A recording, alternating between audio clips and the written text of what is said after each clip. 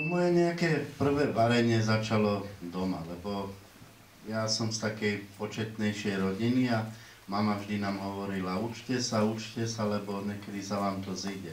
No ona mala pravdu, že sa nám to zišlo, lebo my sme všetci taká, celá rodina sme takí akční. To bolo naozaj až príliš veľa, lebo niekedy za nočnú sme robili 2-3 tony chleba. Chodil som za otcom do kuchyne a pozeral som sa vlastne, jak on čo tam stvára. A veľakrát to bolo tak, že on ma do tej kuchyne ani nepustil, lebo potom už teraz odstupom času už som bol taký múdrejší a už som mu do toho zastupoval. Začal mudrovať. Dávid odokryl zvon a bol tam, ja neviem, bravčová krkovička. A keď ja som si pomyslel, že keď to robím doma 30-40 minút, tu mám na to 20 minút, však to neuveriteľné. A to je jedna vec. A druhá vec, že David mi musel za minútu doniesť všetky, aspoň teda polovicu tých ingrediencií.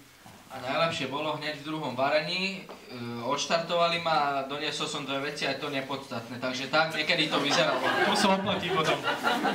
Ale tak hovorí sa, že aj z vody sa dá navariť, ne? A keď sa začalo variť, tam bolo 70 stupňov. Z Davida tieklo, to proste, to naozaj, to niekedy som si myslel, že on tam odpadne. Tam stresu tam bolo, určite áno. A potom, keď tí naši súperi, že už nás videli, že no, my už sme dovarili, že keď videli, že proti komu idú variť, a ja som tak hovoril, a čo my sme nejaký odstrašujúci prípad pre vás, alebo čo?